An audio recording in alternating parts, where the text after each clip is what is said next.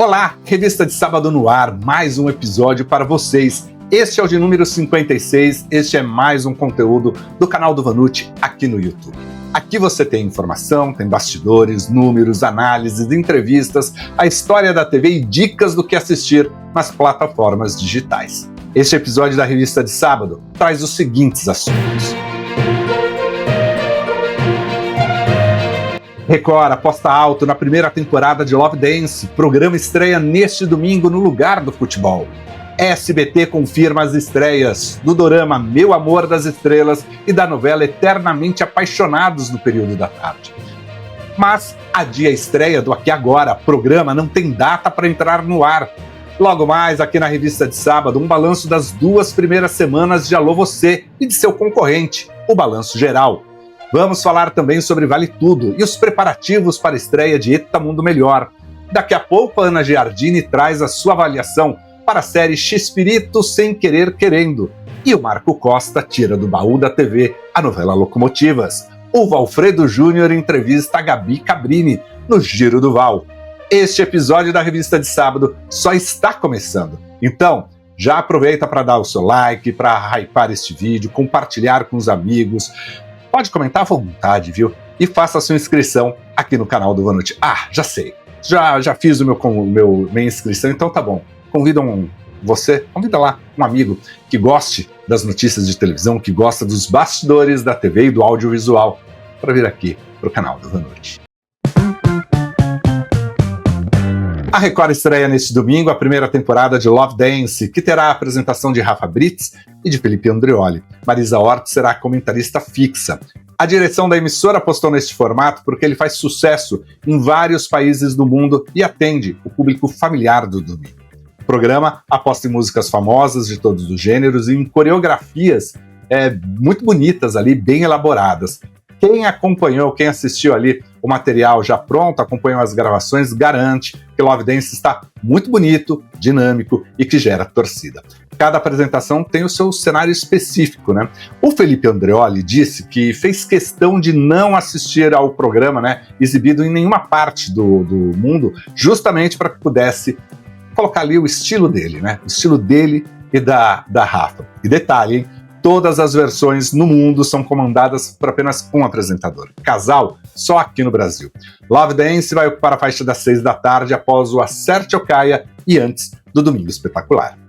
A Rede TV estreia nesta segunda-feira, às 6 da tarde, o Brasil do Povo, comandado por José Luiz da Atena. O telejornal terá 2 horas de duração. A ideia é que ele não seja apenas policial, mas que aborde também questões sociais, como a falta de emprego, segurança alimentar e aumento dos preços. O Brasil do Povo não terá pauta concentrada em São Paulo não, viu? Todas as emissoras afiliadas e, claro, né, emissoras próprias da Rede TV participarão ativamente do telejornal. O Datena só não receberá audiência alta ali da Sônia Abrão. Entre Datena, entre A Tarde é Sua e entre o Brasil do Povo, haverá sim o programa religioso. Esse tipo de atração, essas atrações religiosas costumam derrubar a audiência de qualquer emissora. A Sônia é aquela que sai do zero, sobe, chega a índices muito elevados, mas depois entra o programa religioso e deixa, né, tira lá toda a audiência da Rede TV. A gente vai acompanhar, claro, contar tudo isso para vocês. Já o SBT adiou a estreia do Aqui Agora, previsto inicialmente para o dia 2 de julho, foi transferido para a próxima segunda-feira. Aí, claro, né, novamente eles adiaram, né? Nos últimos dias, o alto comando da emissora resolveu dar mais tempo para os ajustes necessários para que o programa entre no ar. Foram gravados e também avaliados vários pilotos e houve o pedido para melhora em alguns pontos do telejornal. Não há uma nova data para a estreia e, enquanto isso, o Tá Na Hora continua no ar com a Dani Brant no comando e, claro, né, vira e mexe ali, tem uma participação do Macedão para colocar ele principalmente para a audiência aqui de São Paulo. Mas o SBT confirma para essa segunda-feira a estreia do dorama Meu Amor das Estrelas e da novela Eternamente Apaixonados. A sessão Dorama está programada para as 15:05 da tarde, após o Fofocalizando. Às 15:06 entra no ar Eternamente Apaixonado. Logo depois, às 6:30, o Tá Na Hora, seguido ali pelo SBT Brasil. O alto comando da emissora vai acompanhar muito de perto, atentamente, o desempenho da grade para decidir as próximas movimentações. Dos anúncios feitos, ainda faltam estrear o Aqui Agora, As Filhas da Senhora Garcia, SBT Repórter e também No Alvo. Luiz Bate fechou a sua segunda semana no SBT com um ligeiro aumento de audiência, principalmente após a inversão de horários entre o Bom Dia e Companhia e o Primeiro Impacto. Mesmo assim, o Alô Você permaneceu ali em terceiro lugar. Entretanto, em alguns dias, está acima do que a emissora costumava marcar antes, ali desse novo programa, ainda com o Primeiro Impacto local. O Alô Você estreou no dia 26 de maio com 3,2 pontos de média e 9,2% de share. No mesmo dia, a Record antecipou a entrada do Balanço Geral.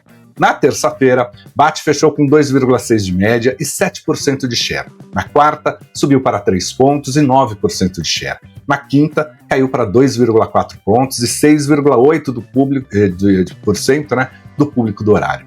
E na sexta-feira, amargou com apenas 1,8 pontos de média, 7,3% de share. A segunda semana começou com 2,5% de média, 7% de share. Mas na terça, 3 de junho, o Alô Você bateu recorde de audiência com 3,6% de média e 9,7% de share. Nesse dia, o programa abriu muito mais espaço ali para a cobertura da morte e do desaparecimento de um empresário em Interlagos. Empolgados com os números, os diretores do SBT colocaram o Bom Dia e Companhia às 7 horas da manhã e o Primeiro Impacto para as 9 horas. Bom, o objetivo era entregar melhor para o Alô Você, que na quarta-feira ficou com 2,9 pontos de média, 9% de share. Na quinta-feira, 5 de junho, o programa marcou 2,7% de média, 8,2% de share. E aí, claro, ainda não foi divulgada a audiência consolidada da sexta-feira, a gente trabalha aqui com as audiências consolidadas.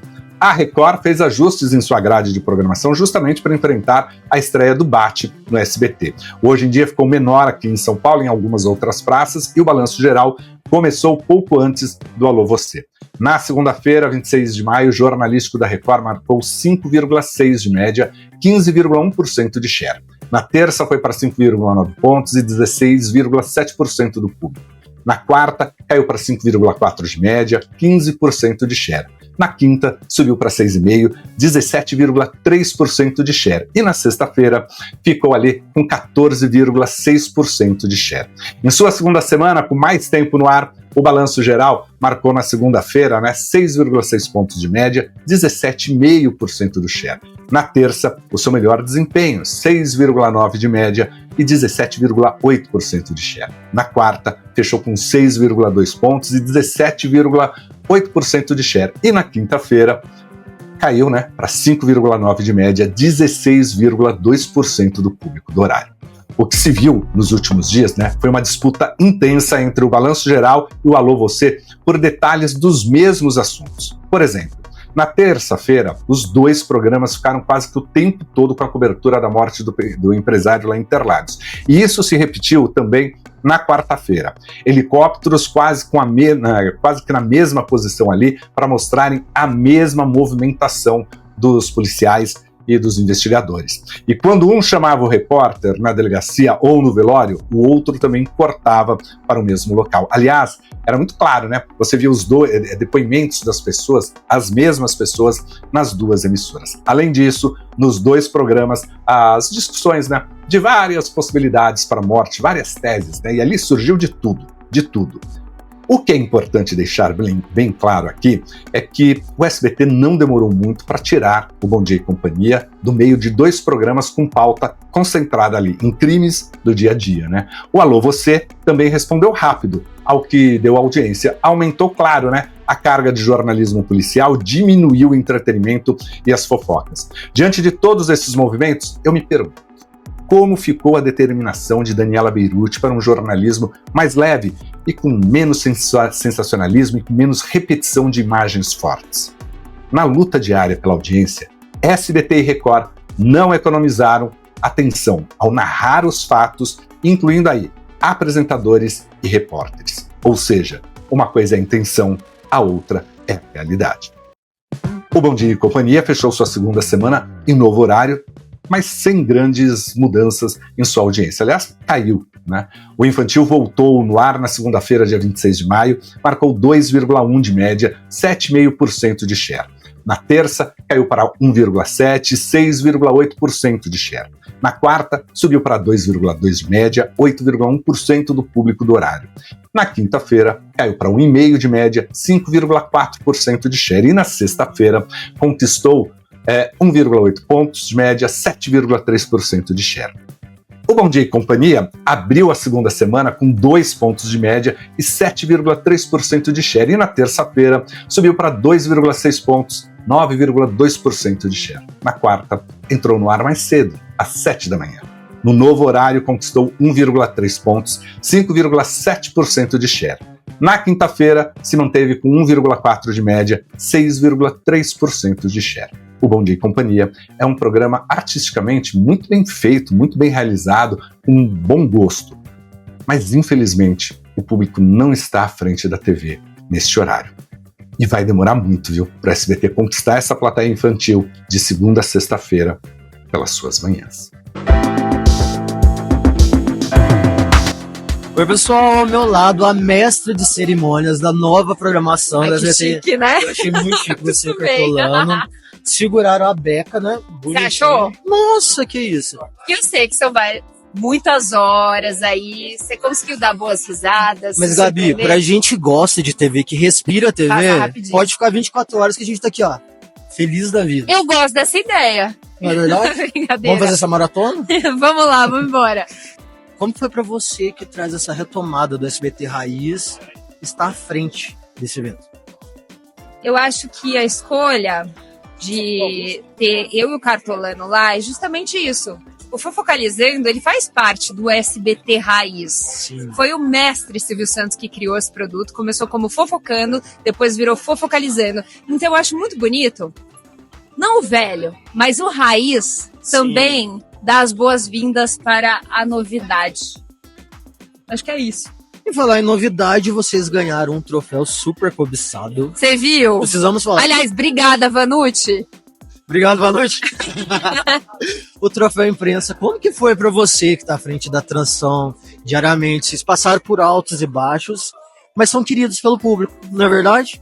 Todas as formações do Fofocalizando têm sua magia e eu sou muito grata por cada uma delas. Eu estive com a Mama semana passada. Ai, a Mama maravilhosa. Ela mandou um beijo. Ela é maravilhosa. Quando eu comecei como repórter no Fofocalizando, há quase 7 anos atrás, era a formação da Mama, do Leão, da Lívia, da Mara, o Léo, a Cris também. Eu peguei várias formações. Então, respondendo a sua pergunta sobre o Fofocalizando, ele é especial por conta da representatividade. Em todas as formações, você sempre encontrou alguém que te representava. Sim. Muitas vezes muda. Às vezes você vai concordar com a minha resposta, do Cartô, do Léo, da Cariúcha. Mas o grande segredo do Fofocalizando e por que ele mereceu ganhar o troféu imprensa foi por isso, porque ele representa o povo. O povo. E falar em o povo, você tem um grande representante do jornalismo em casa. Eu sou suspeita, puxa o saco mesmo. Conta pra gente quem é ele. Roberto Cabrini, o maior jornalista, na minha opinião, esse monstro sagrado do jornalismo. E o Gabi, o que você aprendeu, não só com seu pai, mas com o grande jornalista Roberto Cabrini? Tudo que eu sei. Ele é meu maior apoiador, o meu mais sincero crítico, mas uma coisa ele sempre pontuou, que tem que ter força de vontade, humildade, mas sempre ser verdadeiro com quem está assistindo, porque a missão do jornalista é representar justamente quem muitas vezes não tem voz. Isso é verdade. Ó, queria te agradecer a oportunidade, parabéns e mais sucesso. Menino, sim. Vamos fofocar? Vamos gente, você viu em direta do Bate aquela hora que ele falou no ao vivo do Fofocalizando? Eu só falei assim, daqui a pouco o Datena vai para a E você viu Casos de Família? A Cris falando de trazer a Graciane, o Belo. Vamos falar sobre Cris. A Cris tá linda, tá maravilhosa. Bonita, né? Gostei do look. Tá lindíssimo. E a Silvinha também, tá linda também, maravilhosa. Ela tá tipo a Tatá, que alegria. E a Emília, achei essa Emília bem exibida. Ela pode Olha, quando a Cariúcha sair de férias de novo, porque ela tava toda chiquetosa em Paris, eu acho que a Emília podia dar um pulo lá, porque eu achei ela bem bocuda. Ela tá bem desinibida. E outra, aquela chinelada do Macedão no Fofoquito. Que foi? Eu vou emprestar aquela chinelada pra pôr ordem no programa. Também, eu vou pôr ordem no programa, fiscalizando com aquela chinelada um dia. Então, fechou. Pessoal, beijo. Beijo! Obrigada pela entrevista. Eu agradeço. Chitãozinho e Chororó confirmaram a nova turnê da dupla, a inédita Uma História de Sucesso. Ela começará no dia 4 de outubro, no Rio de Janeiro. A dupla garante que será um show bem diferente do que eles estão acostumados, né, do que fizeram até agora, mas que será uma turnê, sim, de celebração. A ideia é mostrar a versatilidade musical da dupla para além do sertanejo. O show se divide em 2 momentos importantes, né? Os clássicos sertanejos que fizeram de Chitãozinho e Chororó, né, os reis do sertanejo, e o seu lado B, né, mais contemporâneo, que reforça uma visão inovadora e surpreendente dos artistas. O espetáculo apresentará um repertório ousado, viu, do álbum José e Durval, em que os irmãos mostram as suas influências do pop, do rock, do folk e do country. Os ingressos para o Rio de Janeiro já estão à venda. E o Globoplay e o Multishow iniciam nesta semana as gravações do reality A Voz do Carnaval. O programa vai acompanhar os bastidores da escolha de um intérprete oficial do Carnaval Carioca para suceder Neguinho da Beija-Flor na Marquês de Sapucaí. A apresentação é de Samuel Assis, apaixonado pela escola Estandarte de Ouro também. São 8 candidatos ao posto em uma série de desafios eliminatórios. Os participantes já possuem, né, uma relação com a comunidade ali, com a comunidade da Beija-Flor, com o Carnaval, e vão mostrar talento, carisma, resistência e, acima de tudo, paixão pelo samba. Além da competição, o reality também contará a vida e a carreira de Neguinho da Beija-Flor, claro que será o jurado fixo do programa. O documentário Cais, da cineasta baiana Safira Moreira, será exibido no 40º Festival Internacional de Guadalajara, no México. O filme explora a jornada de Safira, que 2 meses após o falecimento da sua mãe, Angélica, viaja em busca de encontrá-la em outras paisagens. O filme percorre cidades banhadas pelo rio Paraguaçu, na Bahia, e também pelo rio Alegre, no Maranhão. Em 16 de junho será a vez da exibição aqui no Brasil, durante o 14º Olhar de Cinema, em Curitiba, onde participa da Competitiva Nacional de Longas. Oi, Vanucci, oi, pessoal da Revista de Sábado. Hoje eu queria falar com vocês de 2 séries. Uma delas estreou quinta-feira na Max e é Chespirito, Foi Sem Querer Querendo. É uma série imperdível, mas infelizmente a Max só tá lançando 1 episódio por semana, então a gente só tem um gostinho da minissérie, mas ela promete muito, então vale a pena você já começar a assistir. Ela se trata justamente sobre a história, tanto pessoal quanto profissional, do Roberto Bolanhos, nosso querido Chaves de Chapolin, e é uma série criada pelo próprio filho dele, o Roberto Fernandes. O Roberto, em várias entrevistas, quando ele falou sobre a série, falou que ele conseguiu ver o pai dele realmente vivo. Foram 2 anos de produção para a série ficar pronta. E logo nesse primeiro episódio fica muito claro que vai ser um sucesso. O episódio, ele trata desde o comecinho, quando o Roberto Bolanhos descobriu a sua vocação para arte, para comédia, para arte circense principalmente, e trouxe isso para dentro do rádio, da televisão, trabalhando como roteirista até o grande sucesso na TV mexicana e principalmente toda a América, especialmente no Brasil, não é verdade? Claro que dentro dessa história profissional, a série vai abordar ali os bastidores da briga com o Carlos Villagrán, o Kiko, e também o início do romance com a Florinda.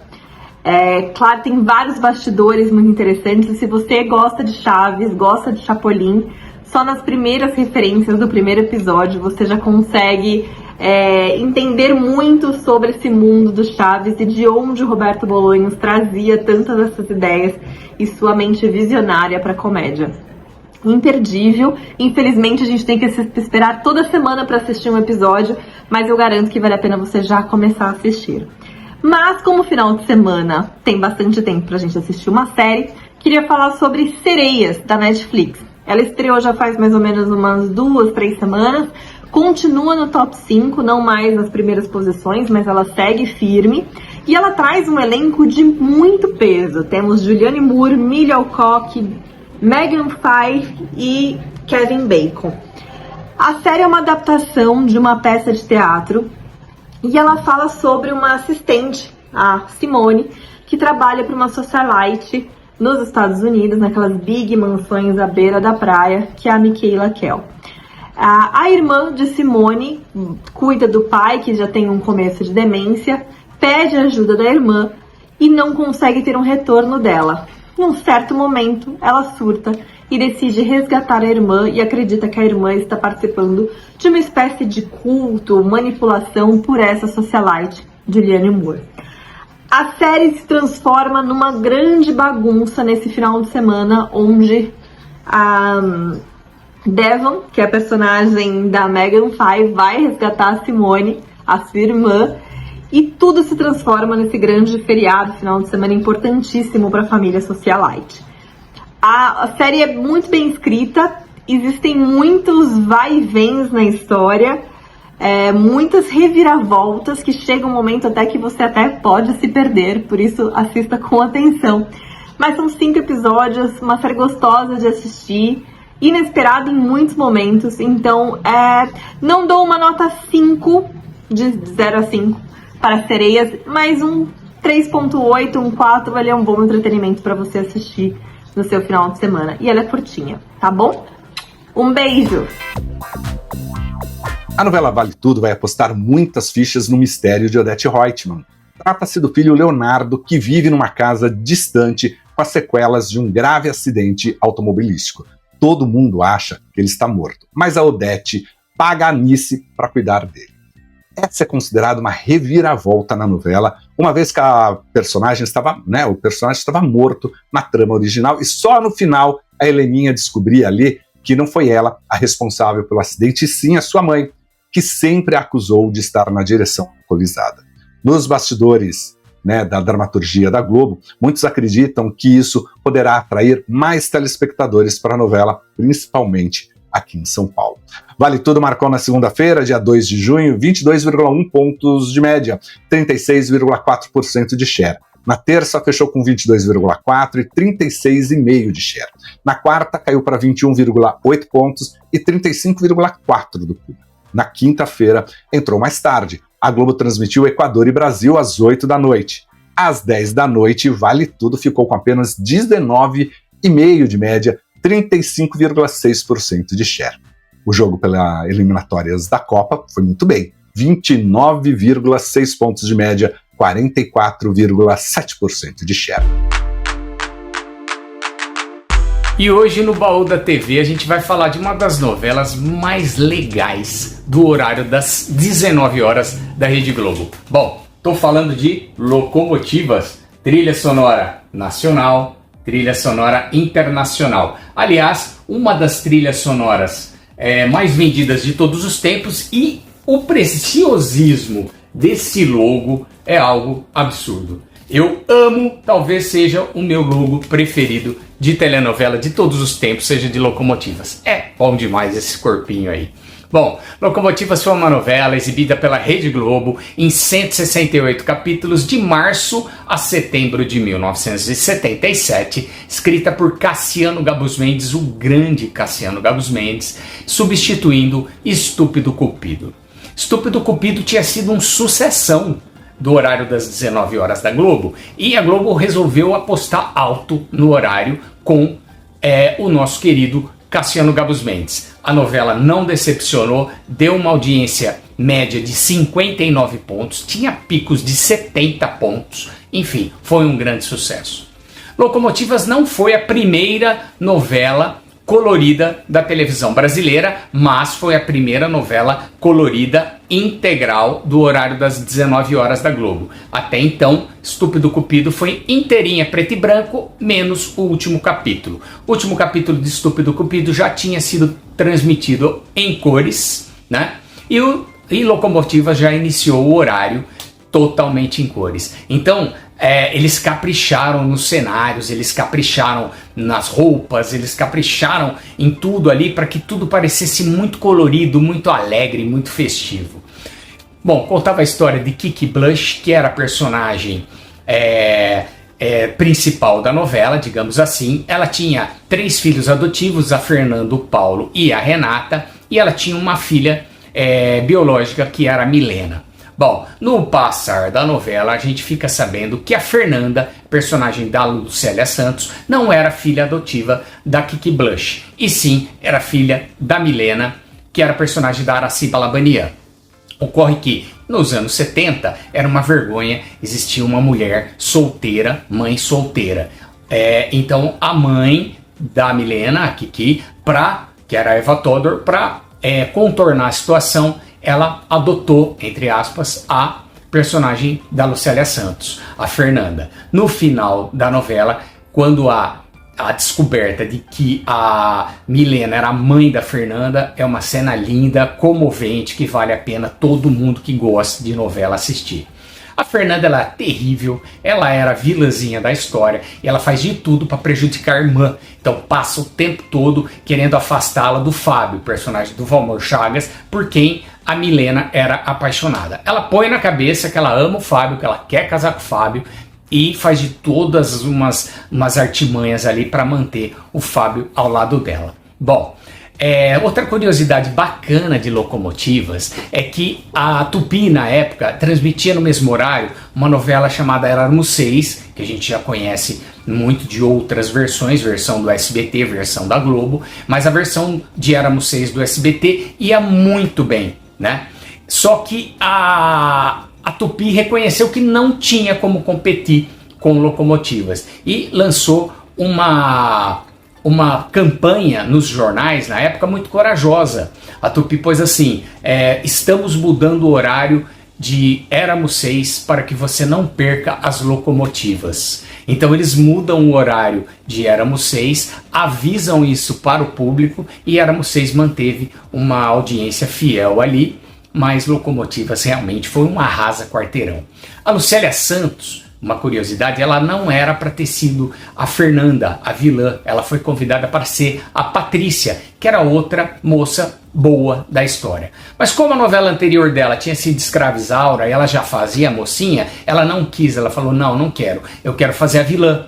E aí deram para ela a Fernanda, que foi um golaço, porque a Fernanda era boa demais. E para encerrar, o Graciano Gabus Mendes, com Locomotivas, digamos assim que ele traçou o perfil do Horário das 7, porque até então o Horário das 7 mesclava um pouco de drama, um pouco de comédia, mas uma história leve, com comédia e assim colorida. Foi Locomotivas a primeira novela, e a partir daí todas as novelas das 7 viraram padrão até hoje. São novelas coloridas, leves e principalmente com tom de comédia. Bom, Locomotivas está disponível na íntegra, graças a Deus, no Globoplay, para quem quiser assistir, e é uma grande pedida. Bom, eu fico por aqui, semana que vem tem mais um Baú da TV. Beijo! O play dessa semana vai para a chamada de Eta Mundo Melhor. Com 1 minuto e 40 segundos, o vídeo relembrou ao público o que foi Eta Mundo Bom e também mostrou, quais os personagens voltarão e como será a história agora. Criativa, ousada, deu sim vontade de assistir a novela. O stop dessa semana vai para o sensacionalismo nos jornais e programas populares. Não precisam carregar nas tintas de um crime para prender a audiência. E também não precisam ficar em apenas um assunto só. Aliás, stop também para a ideia que eles têm agora de dividir as telas, De um lado, a movimentação de um assunto ali para prender você, e do outro lado, outra reportagem. O programa Silvio Santos com Patrícia Bravanel deste fim de semana terá casais na plateia para comemorar o Dia dos Namorados. Aos poucos, a equipe está quebrando ali uma determinação de Silvio Santos para ter somente mulheres no auditório. Aliás, sempre foi assim, homem não podia entrar, exceção quando eram jornalistas ali que acompanhavam. O Liminha estará nessa edição caracterizado de Cupido, e várias pessoas ali do auditório mandarão mensagens românticas. No jogo das 3 pistas, um casal, A disputa será entre Malvino Salvador e a sua mulher, Kira Grace, No qual é a música Muitos Sucessos Românticos. O programa ainda terá câmeras escondidas inéditas, como a múmia giratória. No Domingo Espetacular, o Roberto Cabrini investiga o que está por trás da morte do empresário Adalberto Amarílio dos Santos Júnior nas proximidades do Autódromo de Interlagos. Ele refez os passos da vítima, entrevistou a esposa, entrevistou amigos também e, principalmente, o homem que encontrou o corpo. A reportagem será exibida nesta edição do Domingo Espetacular. O Multishow e o Globoplay estreiam nesta segunda-feira, às 10h30 da noite, a segunda parte da 7ª temporada de Tô de Graça, programa estrelado pelo Rodrigo Santana. Os novos episódios terão participações especiais de Graciane Barbosa e também da Lauana Prado. Bom, ponto final em mais um episódio da Revista de Sábado. Não deixe de curtir este vídeo, não deixe de hypar este vídeo, não deixe de compartilhar este vídeo e de deixar claro, né, o seu comentário aqui. Eu agradeço a você e espero encontrá-lo num próximo conteúdo aqui no canal do Vanucci no YouTube. Muito obrigado, até mais, tchau, tchau.